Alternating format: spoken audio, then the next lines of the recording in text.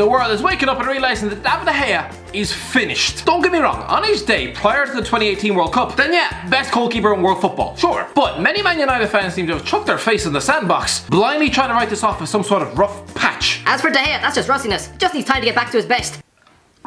Rustiness? Has he been rusty for 2 bastard years then? This is like Saido Berahino trying to convince the world he's just in a dry patch of form. He hasn't scored a Premier League goal since 2015 and currently works in Belgium. That's like someone I know back in Ireland saying he's going through a dry spell when he hasn't so much as shook the hand of a woman since 2013. Listen, I get it, right? Man United fans have had a pretty miserable last 7 years of life. At least they can always point to their goalie as the truly world-class beacon of hope in their squad. But now he's their bastard weak link. Listen, I don't blame De Gea for lacking motivation for football. This guy's been wanting to quit his job for the last 5 years. If you had someone like that working in your office, they probably put in minimum effort and spent half the working day crying in the toilet. When the move to Real Madrid broke down in 2015, he probably thought, no big deal, I'm still young. I'll get a transfer in 2016.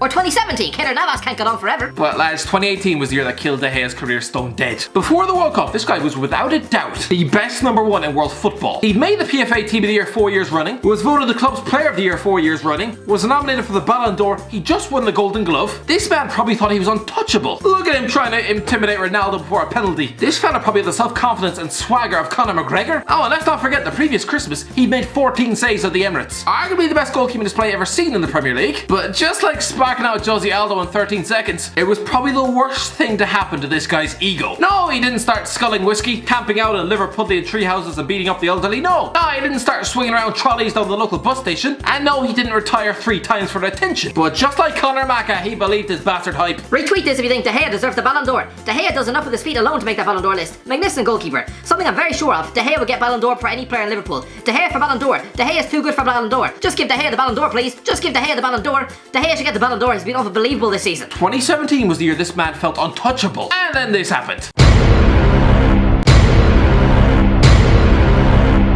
A hideously wretched World Cup display against Spain, where he showed all the mobility of a dead tree as he concedes a hat-trick to Cristiano Ronaldo. Suddenly, the world's most valuable goalie became an internet meme for about a month. This guy was the Spanish heir to a World Cup winning Iker Casillas, one of the greatest goalkeepers of all time, and yet, of the 11 shots he faced at his first World Cup, he conceded 10 f***ing goals. Throughout an entire World Cup, he made just 1 bastard save. 1! You could stick a bag of flour on the line and that would record similar stats. His confidence must have been flushed clean out his body, scraped out like a clump of earwax. I honestly haven't heard myself since Wednesday. Suddenly, the only goalie in the world with a less sure opinion of himself was Loris Karius. A fellow probably spent that summer stuffed in therapy. What's worse, that was the summer Real Madrid were in the market for a new goalkeeper. This was his chance, and yet they signed Thibaut Courtois instead. In many ways, not only did that break De Gea's heart, it probably physically melted his brain. God, I can't wait to get this wax out of my ear. It's like clogging your ear canal with tinfoil. That was confirmation, the final nail in the coffin. That dream he had of one day playing for Real Madrid, winning trophies, getting a suntan, that was dead in the water.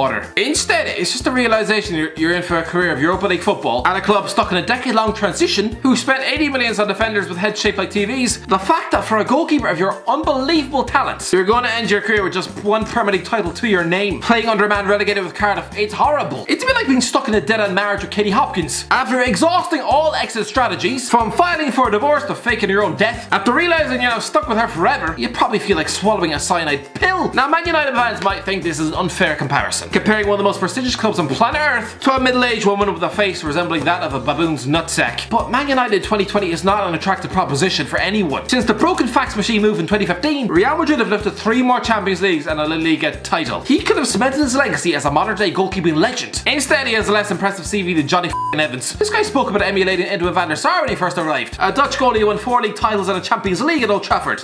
De Gea's silverware haul at this club is only slightly more impressive than Tim Howard, and he's been there 7 years longer. He must look at Real Madrid's success and just cry into his pillow. It's a bit like a teenage boy who auditioned for X Factor in 2010. Whenever he sees One Direction on the telly, while he's getting up at 5 AM to milk the pigs, he'll probably feel like ripping out his own teeth. Some people think it's just one mistake. Is it balls one mistake? It's one mistake every month. Manchester derby last season, 10 minutes into the second half, is 0-0 at Old Trafford. Bernardo Silva takes a shot. If De Gea was any more flat-footed, he'd have been a goddamn statue. In the goalkeeping world, being beaten at your near post is like a striker missing an open goal from 5 5 yards out. It's almost a criminal offence. Watford this season, doing his best Roy Carroll impression for 5 seconds to drop the easiest catch into the goddamn top corner. You'd swear he had gloves made of tinfoil. How about when De Gea chose to socially distance from Granit Xhaka's airborne shot, almost kneeling to wave at it as it flew past him into the net? Or last season, when he spilled a tame shot from Antonio Rudiger, allowing Marcos Alonso to bag a point for Chelsea at Old Trafford? How about the 2-2 draw with Arsenal in December 2018, when Xhaka Mustafi heads the ball into the ground, and yet De Gea still pams it over his head and into the net? Good Christ!